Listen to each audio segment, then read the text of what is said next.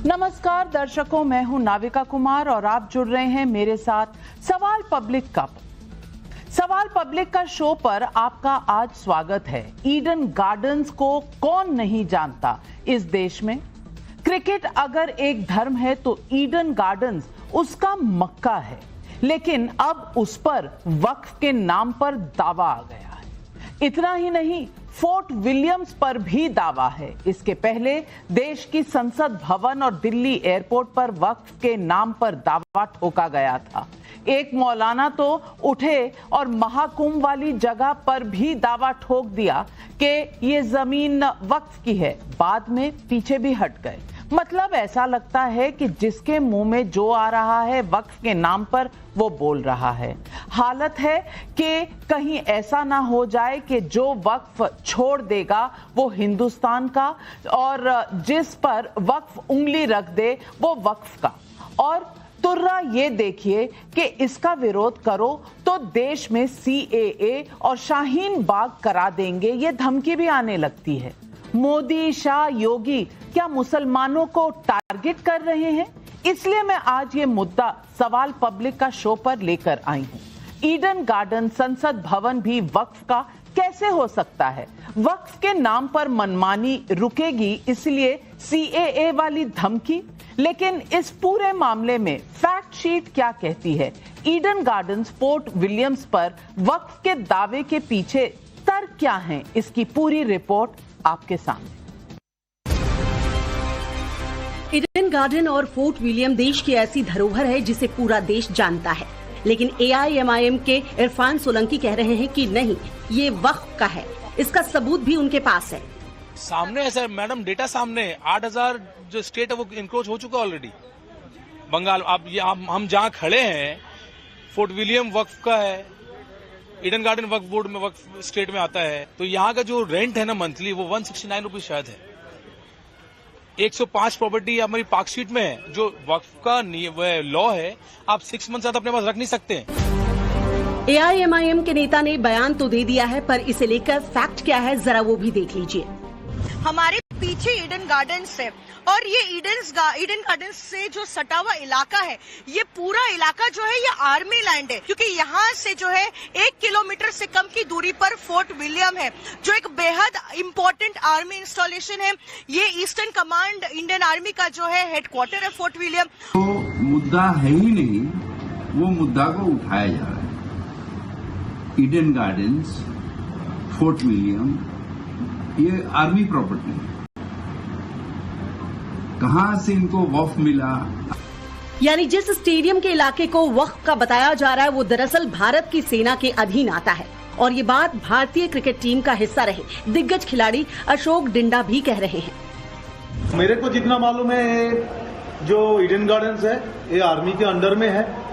यहाँ पर एक ईंटा भी अगर कुछ काम करता है तो ईडन गार्डन्स जो प्रेसिडेंट, जो वर्किंग कमेटी है, वो भी आर्मी से पूछ के ही करना पड़ता है। पूरा फैक्ट क्लियर है, पर फिर भी वक्फ के नाम पर डराने और गुमराह करने की लाइन पकड़े कुछ मुस्लिम नेता इसमें भी हिंदू मंदिरों को लाकर खड़ा कर रहे हैं। देश में शिया समुदाय के बड़े धर्मगुरु कल्बे जवाद ने देश की इकोनॉमी ठीक करने के लिए हिंदू मंदिरों का सोना मांग लिया है।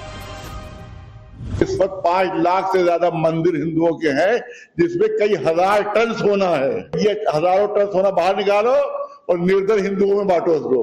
अगर रिजर्व बैंक में दे दें, ये मंदिरों के सोना का रिजर्व बैंक में आ जाए तो अभी 90 रुपए का जो डॉलर है अभी 20 रुपए का हो जाएगा और हिंदुस्तान की इकोनॉमी बहुत मजबूत हो जाएगी।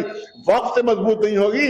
ये जो मंदिरों में सोना है इसको बांटो, इससे मजबूत होगी। उधर ध्यान क्यों नहीं दे रहे हो? इसे आगे ले जाते हुए all India Muslim personal law board ने शाहीन बाग की तर्ज पर वक्फ बिल के खिलाफ 17 मार्च से जंतर मंतर पर प्रदर्शन का ऐलान किया है। कांग्रेस नेता राशिद अल्वी भी किसान आंदोलन की तरह ही मांग कर रहे हैं। 2-2 साल तक देश की सड़कें बंद की जाएंगी। तो अगर आप शाहीन बाग समझते हो तो शाहीन बाग समझिए, लेकिन हम तो देश व्यापी अभियान छेड़ने की बात कर रहे हैं। संविधान हक देता है कि प्रोटेस्ट कर सके। उन्हें कहना चाहिए कि जिस तरीके से देश के अंदर हमारे किसान भाइयों ने प्रोटेस्ट किया था, 2-2 साल सड़कें बंद रखी थी, 2-2 साल सड़कों पर धरना दिया था, कहें कि किसानों की तरह का प्रोटेस्ट करेंगे। चंद मुस्लिम या मौलाना शाहीन बाग जैसा कुछ करना चाहते हैं तो जरा सावधान रहें, कहीं जालियांवाला बाग ना हो जाए। यानी अब शाहीन बाग की धमकी के जवाब में जलियांवाला बाग वाला पलटवार सामने आ गया है।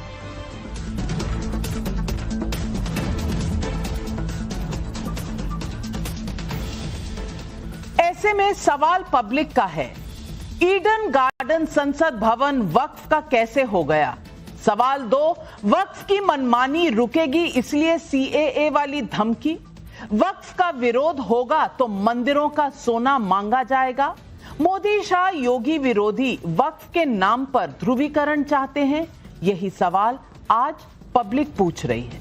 और आज इन सवालों के जवाब देने के लिए हमारे साथ जुड़ रहे हैं बीजेपी के राष्ट्रीय प्रवक्ता शहजाद पूनावाला, हमारे साथ स्टूडियो में सैयद रिजवान लॉयर हैं, राजनीतिक विशेषज्ञ हैं, फराज किदवाई समाजवादी पार्टी के राष्ट्रीय प्रवक्ता हैं, तहसीन पूनावाला कांग्रेस के सपोर्टर हैं। लेकिन मेरा पहला सवाल जाता है वारिस पठान भाई को, जो AIMIM के नेशनल स्पोक्सपर्सन हैं, और उनसे मेरा सवाल ये है कि भैया अब ईडन गार्डन्स भी ले लिया, फोर्ट विलियम्स भी ले लिया, ये जमीन और ये पूरा एरिया तो आर्मी के अंदर आता है, आर्मी इसका लीज रिन्यू करती है। 15 साल का लीज पहले 2008 में रिन्यू हुआ था, उसके बाद 2023 में, अब ये भी वक्फ का हो गया। सवाल पूछे या ना पूछे वारिस भाई, एक once a Waqf always a वक्फ बोलकर ये भी ले लेंगे ईडन गार्डन्स भी, तो ये जो क्रिकेट का धर्म है, इसका जो मक्का है ईडन गार्डन्स, ये सारे कहां जाएंगे? बिल्कुल नविका जी, आपकी बात तो सही है, once a Waqf always a वक्फ। जब से वक्फ नया संशोधन बिल गवर्नमेंट ने लाया है, लाने की कोशिश कर रही है, जो आने वाला है, इसको लेकर देश का मुसलमान में अंदर एक फिक्र भी है और एक गुस्सा सा भी है। फिक्र इस बात की है कि लोगों को ऐसा लग रहा है कि बीजेपी की तो नीयत में खोट है, बीजेपी का मंशा ही खराब है। उनकी नीयत ये है कि हमारे जो मुसलमानों की मस्जिदें हैं, हमारे मदरसे हैं, उनको हड़प कर ले, उनको यूसरफ कर ले, उनको खा जाए। और गुस्सा भी इस बात का है कि कितना बीजेपी नफरत फैलाएगी। अब तक उनको खाने पीने से नफरत, हमारे पहनने ओढ़ने से नफरत, अब जो हमारी गरीबों का हक है उस जमीन को भी बीजेपी हड़प करना चाहती है। तो ये नफरत की राजनीति जो बीजेपी देश के अंदर खेल रही है ना, ये नफरत की राजनीति का जो नंगा नाच नाचा जा रहा है बीजेपी द्वारा रोज नाफी जाएगी, आपको समझ में नहीं आ रहा ये देश को किस दिशा में लेके चला जाएगा, ये देश को किस तरह से डुबा रहा है। ये पूरा हमारी गंगा जमनी तहजीबी को पूरी तरह से खत्म करने का ये काम हो रहा है देश के अंदर। और हर दिन एक दिन रोकता नहीं है कि आज सुनते नहीं हो कि आज हम मुसलमानों के खिलाफ कोई नफरत का बीज नहीं बोया गया, हर दिन नफरत पैदा की जा रही है। चलिए वक्फ के ऊपर हम आते हैं, क्या लाने की जरूरत है वक्फ के? आपने जब वक्फ का जो अमेंडमेंट पढ़ा उसमें क्या क्या लिखा हुआ कि वक्फ बोर्ड में अब हिंदू का इन्वॉल्वमेंट होगा। आप मुझे बताइए, हिंदू एंडोमेंट बोर्ड के अंदर कभी किसी मुसलमान को मोदी जाने देंगे? क्यों आपको हमारे पर्सनल मैटर्स के अंदर भी इंटरफेयर करने का? वो भी SDM कलेक्टर वो डिसाइड करेंगे कि वक्फ प्रॉपर्टी है नहीं है, हर चीज वक्फ के अंदर इंटरफेरेंस करेंगे। तो ये किस लिए? क्योंकि हमको वारिस पठान भाई, मैंने एक बड़ा छोटा सा सवाल पूछा था ईडन गार्डन्स पर, आपने मुझसे 400 सवाल पूछ लिए। आपने बीजेपी की नीयत का बता दिया, आपके पास पूरा बीजेपी की नीयत का डायग्नोसिस है, अपनी नीयत का बता दीजिए ना, क्योंकि AIMIM के लीडर ने कहा है ईडन गार्डन्स जो है वो वक्फ का है। मुझे बता दीजिए, जो जमीन आर्मी की है वो पहले बताइए कि वक्फ की कैसे हो सकती है, और Eden gardens, parliament, airport, Mahakumbh की जमीन, सब कुछ वक्फ का ही है, तो बाकी देश क्या करेगा? जाकर अरेबियन सी में बैठेगा? देखिए नविका जी, अगर वक्फ की जमीन है तो वक्फ की जमीन है, अगर बोलते हैं वक्फ की जमीन है तो उसके डॉक्यूमेंट होते हैं, कागज होते हैं, दस्तावेज होते हैं, हर चीज होता है। वो ट्रिब्यूनल डिसाइड करेगा, ट्रिब्यूनल के पास जाएगा, अगर ट्रिब्यूनल की बात से कोई सहमति नहीं रखता, कोर्ट के अंदर अपील फाइल कर सकते हो ऑर्डर के अगेंस्ट में। लेकिन अगर कोई क्लेम कर रहा है तो डॉक्यूमेंट्स होता है ना। ये जो भरम फैला रहा है ना कि नहीं मुसलमान ने बोल दिया ये भी हमारा है, ये भी वक्फ है, ये सब जो ये बीजेपी की चाल है, ये सिर्फ ध्यान भटका रहे हैं, मुसलमानों को बदनाम कर रहे हैं, ये सब चीज पर अपना कब्जा कर रहे हैं। अरे नहीं नाविका जी, अगर कोई जो वक्फ करता है ये कौन ध्यान भटका रहा है? और वारिस भाई शहजाद पूनावाला जी ये कह रहे हैं कि सारा दोष बीजेपी का है। मुझे ये बता दीजिए, क्या एक दौर नहीं चला जहां उंगली रखो ये वक्फ का है, अब इसे अगर आप सवाल पूछ लोगे तो ये शाहीन बाग बना देंगे पूरे देश को, ये धमकियां आने लग गई हैं? ये किस तरह की राजनीति है, ये किस तरह का लॉजिक? अरे संविधान ने इजाजत दिया है प्रोटेस्ट करने की। सबसे पहले तो यहाँ पे सभी पैनलिस्टों को मेरी ओर से माह रमज़ान की मुबारकबाद, और सभी लोगों ने रोज़ा भी रखा होगा, तो मुझे लगता है रोज़े में कम से कम झूठ नहीं बोलना चाहिए। और वारिस पठान साहब, रोज़े में इंटरप्ट करना और चिल्लाना भी वर्जित है, तो आप शांति से आप सुनिए 2-3 मिनट। और वैसे होली भी आ रही है, तो आपको होली की भी शुभकामनाएं वारिस जी। आप खेलते नहीं खेलते मुझे नहीं पता, पर आप ध्यान से खेलिएगा। गणपति बाप्पा मोरिया बोला था तो क्या हो गया था। एनीवे, मैं पॉइंट पे आता हूँ। देखिए, ऐसा है कि वक्फ के नाम पर बीबीसी भड़काओ भाईजान कमेटी फिर से काम पर। मुझे याद आ रहा है 6 महीने पहले वारिस भाई, मैं उस समय पर समाजवादी पार्टी से हरे कुर्ते वाले आते थे, आजकल अच्छे प्रवक्ता आते हैं, वो हैं, और बाकी हमारे मेहमान थे तहसीन पूनावाला एक्सेट्रा। ये कहते थे सीए आएगा, नाविका जी मुसलमानों की नागरिकता छिन जाएगी, ये मुसलमान कहां जाएंगे, ये 20 करोड़ मुसलमान जो है अरब सागर में डाल दिए जाएंगे। अब मैं 20 करोड़ की तो फिगर नहीं मांगता हूं, वारिस पठान 10 मुसलमान के नाम बता दे जिनकी नागरिकता छिन गई। अन्यथा ये जो बोले ना जमीनें और मस्जिदें छिन जाएगी, उसको भी उतने ही सीरियसली लेना है जितना कि सीए के टाइम पे लिया था। दूसरी बात, आते आज के टॉपिक पर, ईडन गार्डन का मैंने फैक्ट चेक किया। ये सिर्फ फैक्ट चेक हो चुका, इनको फैक्ट चेकर बड़े अच्छे लगते हैं, इनके तरफ के फैक्ट चेकर, और उन्होंने भी फैक्ट चेक किया है। ईडन गार्डन का है कि लॉर्ड ऑकलैंड के पास था। लॉर्ड ऑकलैंड, अब ये मुझे नहीं लगता ये मुसलमान है लॉर्ड ऑकलैंड, इन्होंने दिया था डिफेंस मिनिस्ट्री को। अब यहां पे मुस्लिम कहां से आ गया? फिर राजभवन, जिसपे ये क्लेम करते हैं ये ब्रिटिशर्स ने बनाया, जब चले गए ब्रिटिश तो उन्होंने गवर्नमेंट ऑफ इंडिया को हैंड ओवर किया। फोर्ट विलियम 1696 में ब्रिटिशर्स ने बनाया और ईस्टर्न कमांड को दे दिया। इसमें अब बता दीजिए कि कौन सा है आपका यहाँ पे वक्फ का दावा। एनीवे, थर्ड पॉइंट पे आता है और आखिरी पॉइंट है। देखिए, मैं सिर्फ इतना बताना चाहता हूं, नफरत की बात वारिस पठान जी आप कर रहे हैं। वो लोग जो बार बार सन तर्ज से जुदा के नारे को जस्टिफाई करते हैं, वो दूसरे फराज मियां हैं, उनके यहां बोलते हैं मठाधीश माफिया है, उनके टीएमसी वाले बोलते हैं कि मृत्यु कुंभ है, जो बार बार हिंदुओं को गाली देते हैं, हिंदू आस्था पर चोट करते हैं और हिंदुओं को समाप्त करने की धमकी देते हैं, वो नफरत की बात करते हैं। एक ही बात वारिस भाई बता दीजिए कि क्या 1500 साल पुराना एक मंदिर, उस पर वक्फ ने क्लेम किया। इस्लाम 1400 साल, मतलब जैसे कुरान पाक 1400 साल पहले आई है, तो उसके बाद इस्लाम जो है एक प्रकार से प्रॉफिट मोहम्मद सल्लल्लाहु अलैहि वसल्लम के तरफ से हम लोगों को मिला कुरान से। तो बताइए कि उससे पहले का क्लेम कैसे हो रहा है? ये कैसे क्लेम हो सकता है? शिव मंदिर कैसे 1500 साल पुराना क्लेम हो सकता है? वो समझा दीजिए। वारिस भाई, शहजाद 30 सेकंड सुनो तो सही। अभी देखो, हाँ सुनो, अभी शहजाद पूनावाला ने आधे घंटे का इतना बड़ा भाषण दिया, आधा घंटा, मगर एक भी तर्क वाली बात नहीं की उसने। ठीक है, रमजान मुबारक, बिल्कुल आपको भी है, मुझे भी। आज तो 11वां रोजा हो गया, मुझे पता नहीं आप रखते हैं या नहीं रखते। आप होली मुबारक भी बोल दो, गंगा जमनी तहजीबी का मानता है, होली मुबारक हो, तमाम को होली की बोल दिया ना, होली मुबारक। अरे उसमें क्या, हमारे दिल में नफरत नहीं, होली मुबारक हो आप तमाम देशवासियों को, उसमें क्या है, मुबारकबादी देने में कोई गुनाह थोड़ी है। बात सुनो, मुस्लिम पर्सनल लॉ बोर्ड ने जो कहा ना कि हम प्रोटेस्ट करेंगे, तो प्रोटेस्ट करना संवैधानिक अधिकार है नाविका जी। संविधान के दायरे में रहकर आप हम तमाम प्रोटेस्ट कर सकते हैं। उन्होंने ये कहा कि हम कर डालेंगे, वायलेंस कर डालेंगे, संवैधानिक तौर से पूरे देश में एहतजाज किया जाएगा। बात नहीं बना सकते क्योंकि इसमें दूसरों के संवैधानिक अधिकार का हनन होता है, इसलिए शाहीन बाग जैसा प्रोटेस्ट तो बिल्कुल नहीं हो सकता, जिसे सुप्रीम कोर्ट ने भी कहा था लोगों के लिए ये उनके अधिकार का हनन है। तो आप प्रोटेस्ट करिए,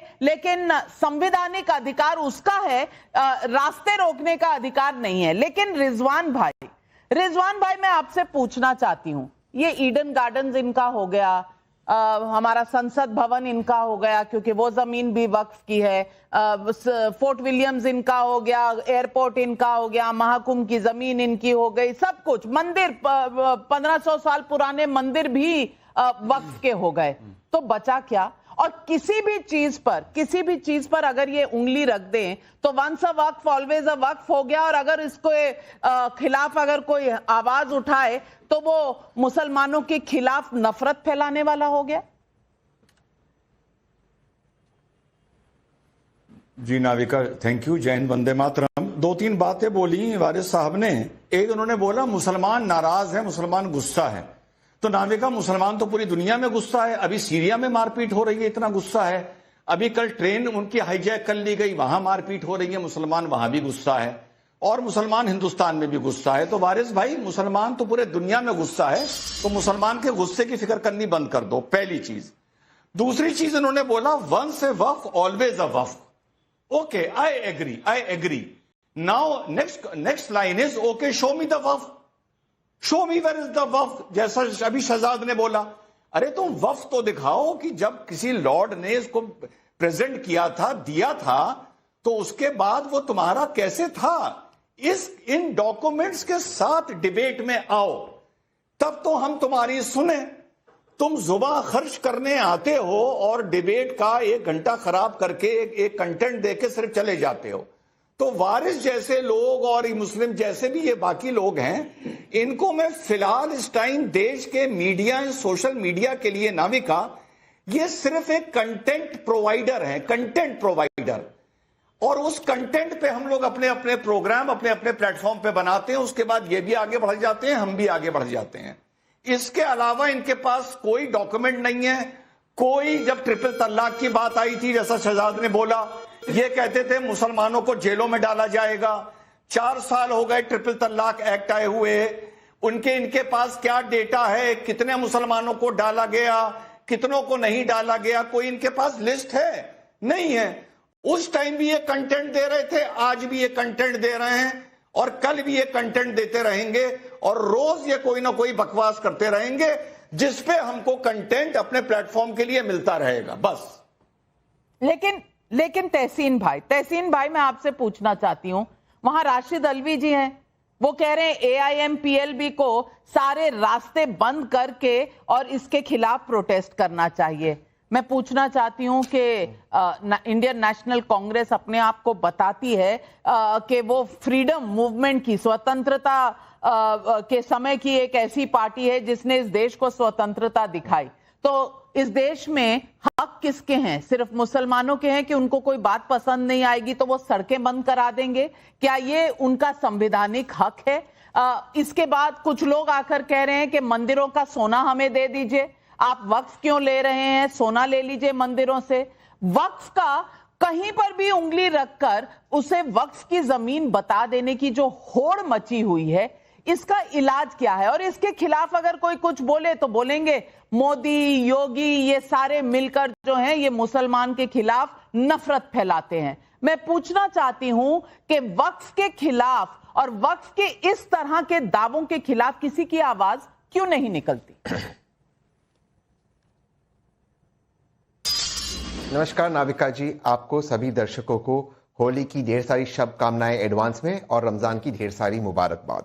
मैं रोजा भी रख रहा हूं और मैं नवरात्र और श्रावण के व्रत भी रखता हूं, ताकि कोई मुझ पे एलिगेशंस ना करे। लेकिन और इस वक्त मैं रोजेदार हूं, तो मैं सच ही बोलूंगा, झूठ नहीं बोलूंगा। 2 या 3 चीज मैं आपको कहना चाहता हूं। सबसे पहला जो आपका क्लेम है नाविका जी, आपका यानी कि जो भाजपा के प्रवक्ता क्लेम करते हैं, जिनके और आप बता रहे उनका जो क्लेम है, वो क्लेम ये है कि वक्त कोई भी जमीन को क्लेम कर सकता है, कोई भी जमीन को मांग सकता है, जैसे ईडन गार्डन्स, पार्लियामेंट वगैरह।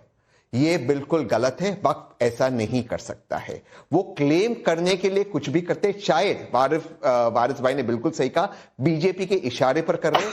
सेक्शन 40 उनको ये आर्बिट्री पावर्स नहीं देता है। और जिन लोगों ने ताजमहल क्लेम करने की कोशिश की, पार्लियामेंट क्लेम करने की कोशिश की, वो उनको सक्सेस नहीं मिला। ये सिर्फ पब्लिसिटी के लिए कर रहे। दूसरी चीज, आपने एक सज्जन का नाम लिया, वो किसी जमाने में कांग्रेस से एसोसिएटेड थे, शायद विधायक या MP थे कांग्रेस के। वो दर रोज इस तरह के स्टेटमेंट्स इसलिए दे रहे ताकि बीजेपी का फायदा हो, पोलराइजेशन हो। ये ध्रुवीकरण में बीजेपी का पोलराइजेशन हो रहा है। जो बात डिस्कस नहीं हो रही, 45 लाख करोड़ रुपए भारतीयों के स्टॉक मार्केट से चले गए। आप नाम लेने से क्यों डर रहे हैं? कह दीजिए राशिद अल्वी बीजेपी के हैं नहीं, और कांग्रेस पार्टी ने अभी तक कोई इस तरह का आधिकारिक बयान क्यों नहीं दिया कि राशिद अल्वी हमारे पार्टी में नहीं है? प्लीज, मैं बहुत कम बोलता हूं, जैसे मैं बोलता हूं। नहीं, आप कह रहे एक सज्जन है तो नाम ले दीजिए। नाम लेने से डर क्यों लगता है? आपका सवाल इतना लंबा था, मैं अपनी बात रख दूं, उसके बाद आप पूछिए ना प्लीज नाविका जी। माफ कीजिएगा, आपके 60 सेकंड पूरे होने के बाद ही मैंने सवाल किया है। दूसरा पॉइंट बोल रहा था। आपके 60 सेकंड पूरे होने के बाद ही सवाल किया है, और मैं पूछ रही हूं उस सज्जन का नाम लेते हुए आप डर क्यों रहे हैं?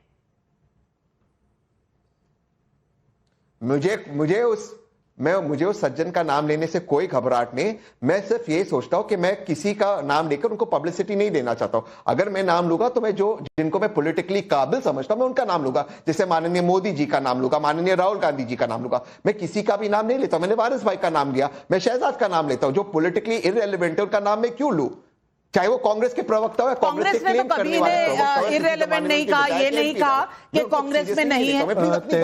तहसीन जी, प्लीज रख दूं अगर आप इजाजत दें। आप ही से सवाल है तहसीन, आप ही से सवाल है। तहसीन ने चलिए राशिद अलवी को इररिलेवेंट कह दिया।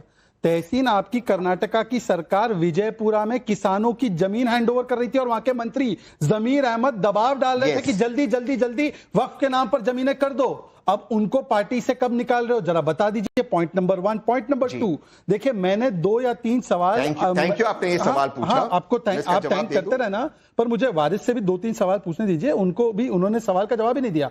उनको मैंने पूछा कि सीए में कितनी मुझे इसका जवाब देने दीजिए, ये मेरा 3rd पॉइंट था। हाँ सुन लीजिए Tahseen, don't interrupt. Tahseen don't interrupt. एक सेकंड, अरे भाई मेरा पूरा हो जाने दीजिए।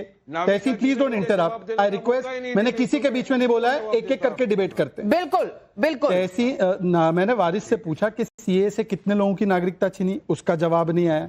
मैंने उनसे पूछा कि 1500 साल पुराना शिव मंदिर कैसे क्लेम कर दिया, महाकुंभ तो हजारों लाखों साल पहले होता था, वो कैसे क्लेम कर दिया। पर मैं आखिरी बात से पूछना चाहता हूं, वारिस भाई आते मुंबई से, वक्त के पास 9 लाख एकड़ मतलब 9 मुंबई जितनी जमीन, और पता है रेंट कितना है?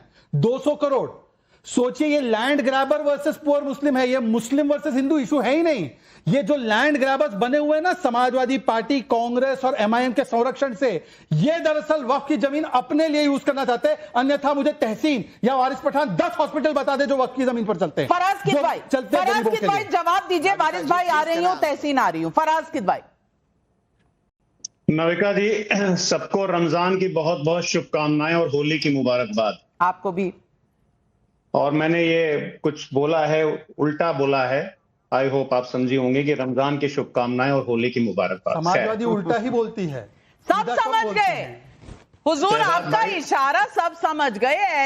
ऐसा कोई नहीं बैठा यहाँ पर जिसे समझ नहीं आ रही है।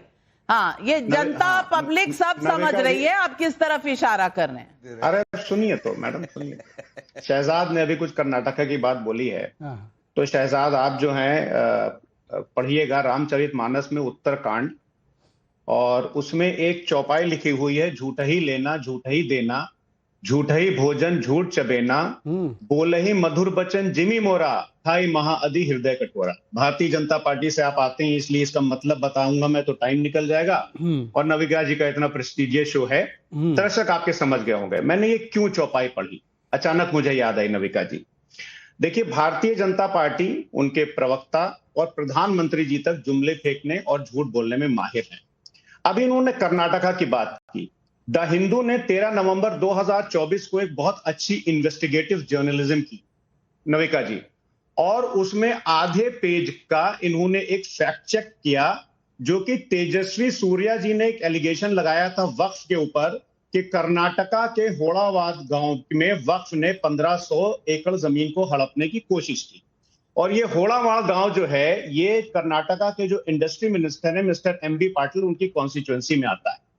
वहां के ग्राम प्रधान थे तुकाराम धड़ाके। ये पूरा इसमें द हिंदू में है, आप अपनी टीम से बोलिएगा, अब तक आपको फट से दे चुके होंगे। 13 नवंबर 2024 सुनिएगा। तुकाराम धड़ाके ने भारतीय जनता पार्टी के लोगों से, कांग्रेस के लोगों से और गांव के लोगों से बात की। ये फ्रॉड ये कर रहे हैं इनके सांसद कि 1500 एकड़ जमीन को नोटिस गई, और वहां के किसान बताते हैं कि एक भी नोटिस नहीं गई। And as per government records Navika ji, वहां पर जो टोटल फार्म लैंड है वो 1100 एकड़। तो इनका जो झूठ, मुझे पता नहीं आप कहां से पढ़कर आते हैं, क्योंकि मैं आपको साउंड बाइट सुनवा दूंगी मुख्यमंत्री का, जिन्होंने कहा था नोटिस गए हैं और हम ये नोटिस वापस लेंगे। ये मुख्यमंत्री का स्टेटमेंट है। आप कौन सी अखबार पढ़ते हैं, किस पर इतना फैक्ट चेक का रिलाई करते हैं? मैं मुख्यमंत्री का आपको स्टेटमेंट पढ़वा दूंगी, जहां उन्होंने कहा कि नोटिस गए तो हम वापस ले लेंगे। तो इधर उधर की ना बात कर, तू ये बता कि काफिला लुट क्यों रहा है? आज ईडन गार्डन्स पर ये नौबत आई कैसे कि कोई उस पर उंगली रखकर कह रहा है कि ये ईडन गार्डन वक्फ का लैंड है? ताजमहल वक्फ का लैंड है, संसद भवन वक्फ का लैंड है, इस पर कोई जवाब है आपका? आप रोजा नहीं है, पानी पी लीजिए। आप नहीं, मैं बिल्कुल नहीं रोती, मैं रुलाने में ज्यादा रखती हूँ। बोल रही हूँ, अरे रोती नहीं मैं बोल रहा हूँ, आपका रोजा नहीं है, आप पानी पी लिए, या 4 बार बोल चुकी है। मेरी आप इतनी चिंता ना करें, मैं अपना ध्यान रख लूंगी। हाँ, मैं अपना ध्यान रख लूंगी। आप बहुत सीनियर जर्नलिस्ट हैं, आपके लिए मैं ऐसा स्टेटमेंट दूंगा भी नहीं कि आप होती हैं। सुनिए, अब सुनिए नविका जी, सुनिए। अभी बात हुई शहाबुद्दीन रजवी बरेलवी मौलाना साहब, ठीक। मैं बोल रहा हूं कि भारतीय जनता पार्टी के एजेंट हैं वो।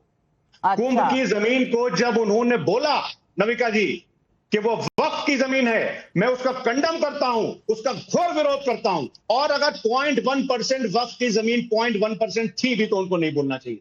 दूसरा उन्होंने क्या बोला कि मोहम्मद शामी ने अगर पानी पी लिया है तो वो अपराधी हो गए।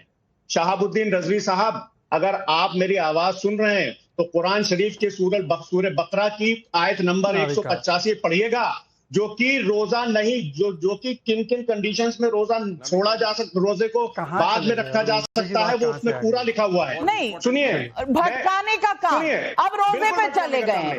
भाई साहब, ये ईडन गार्डन्स वाली बात कही थी इमरान सोलंकी ने, जो AIMIM में है। वारिस पठान ने उनसे पल्ला नहीं झाड़ा, आप झाड़ने में लगे हुए हैं। अब वारिस भाई, इमरान सोलंकी आपकी पार्टी के हैं या नहीं है? हाँ या ना में जवाब दे दीजिए। इमरान पार्टी, नविका जी एक बात मुझे बड़ी ताज्जुब लग रहा है, सवाल का बताना चाहता हूं। पहले सवाल का जवाब दे दीजिए, फिर मैं आपकी सारी बातें सुनूंगी। ठीक है,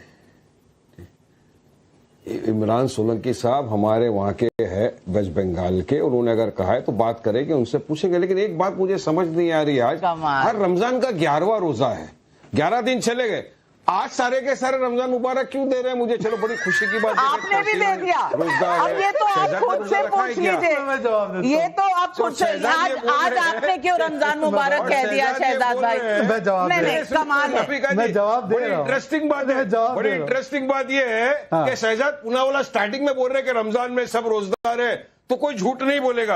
अरे शहजाद भाई, हम तो रमजान में भी सच बोलते और आम दिन भी सच बोल रहे हैं। तो आप बताओ, पहले तो आप रोजा होके नहीं, मैं अभी बोल रहा हूं ना, क्यों बोलते हो? चलिए, मैंने सुन लिया वारिस भाई, मैंने आपकी बात सुन ली। मॉरल एथिक ये है कि हर दिन ठीक है वारिस भाई, बहुत अच्छी बात है बोलने का। वारिस भाई बहुत अच्छी बात है। प्लीज वारिस भाई प्लीज रुक जाइए, अच्छी डिबेट तब होगी अगर दोनों साइड सुने जाएंगे। प्लीज अभी एक एक करके।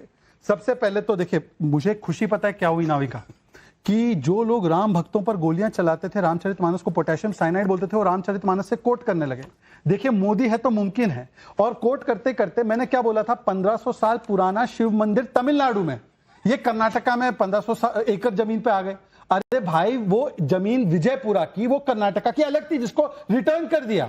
और 1500 साल पुराना गांव तिरुचि डिस्ट्रिक्ट में, जिस पर बकायदा टाइम्स नाउ ने रिपोर्ट की है। आप कल कुर्सी से गिर गए थे एक डिबेट में, मैं देख रहा था, मुझे चिंता भी हुई कि फराज भाई ठीक ठाक सलामत तो है, पर कुर्सी से गिरिए, फैक्ट से मत गिरिए। दूसरी बात, आप दूसरों को बोलते हैं मैं मौलाना को कंडेम करता हूं। अरे औरंगजेब पे सजाकर उसकी सजदा करने वाले औरंगजेबी मानसिकता वाले अबू आजमी का कब खंडन करेंगे? छोड़ देते हैं इस विषय पे, आते हैं वारिस भाई पर। वारिस भाई सुन लीजिए ना, आपको तो मैं बोल ही नहीं रहा, अभी आप पे शुरू कर रहा हूं। वारिस भाई, अब आप पर आ रहा हूं, सुन लीजिए। वारिस भाई आने दीजिए, वारिस भाई प्लीज डिस्टर्ब मत कीजिए। 10 सेकंड बोलो सच। वारिस भाई 10 सेकंड। वारिस भाई, मैं आपसे फिर से, नहीं पहले सच बोलो। हाँ हाँ सच बोलते हैं, आप सच बोलते हैं ना, मैं आपका टेस्ट कर देता हूं। रोजा है, हाँ हाँ रोजा है, भाई वो रोजा रख रहे हैं या नहीं रख रहे हैं? आप सुनिए तो सुनिए, एक आपको क्या देश संविधान से चलता है ना? एक सेकंड उनकी मर्जी। एक सेकंड अरे वो एक सेकंड। वारिस भाई आपने बोला कि रोजे में भी और वैसे भी आप सच ही बोलते हो, हमेशा सच बोलते हो। वारिस भाई, धरती चपटी है गोल है? धरती चपटी है गोल है? अरे मैं सच्ची बोलता हूँ हमेशा। तो बोलो ना, धरती चपटी है गोल है? लेकिन आप मुझे बताओ ना, धरती चपटी है गोल है, इतना तो सच बता दो। चपटी है गोल है, उसको छोड़ो। नहीं, क्यों छोड़े? चपटी है, नहीं, हर बात को छोड़ दो, वक्त छोड़ दो, ईडन गार्डन छोड़ दो, तमाम इधर उधर की बात करो, लेकिन वक्त की बात ना करो। लेकिन मैं पूछना, नहीं मैं पूछना चाहती हूँ। मैं क्यों पूछ रहा हूँ? उनको लगा मैंने ये सवाल क्यों पूछ दिया।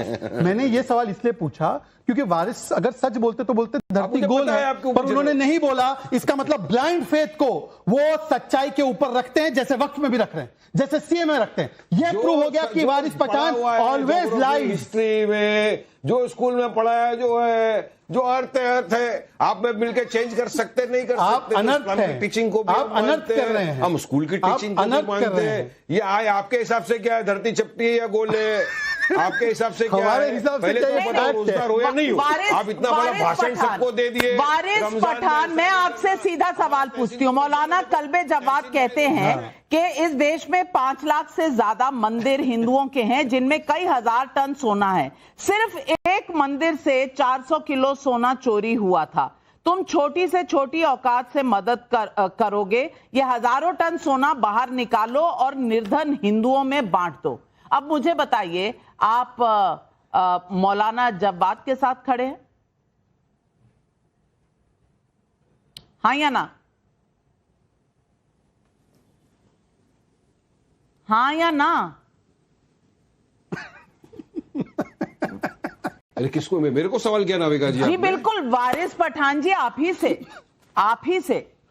अच्छा, मौलाना कल्बे जवाद साहब ने जो कहा, मैंने उनका स्टेटमेंट पढ़ा। उनके स्टेटमेंट के हिसाब से ऐसा लग रहा है कि मंदिरों के अंदर इतना टन सोना पड़ा हुआ है, अगर वो टन सोना बेच दो तो डॉलर कुछ 20 हो जाएगा, क्या हो जाएगा वो मैंने कोई ऐसा पढ़ा है। अगर वो है तो फैक्ट चेक करके, अभी तो आपके बड़े बड़े फैक्ट चेकर आ गए, शहजाद पूनावाला भी बड़े फैक्ट चेकर बन गए आजकल, उनको पूछिए अगर प्रॉपर है करिए बेच के। अगर देश का जिसमें फायदा उसमें वारिस पठान साथ में नाविका जी। तो मेरे भारत तो देश फिर ये जो 9 लाख एकड़ की जमीन है वक्फ की, इसको बेचकर आप मुसलमानों को क्यों नहीं, उनकी गरीबी क्यों नहीं दूर करवाते? क्यों रिजवान भाई, अगर सोना मंदिरों का बेचकर गरीबों की मदद हो सकती है, तो 9 लाख एकड़ की जमीन बेचकर क्या गरीब मुसलमानों की मदद नहीं हो सकती? हिंदू एंडोमेंट बोर्ड के पास भी बहुत जमीनें हैं। नाविका जी, 2 पॉइंट।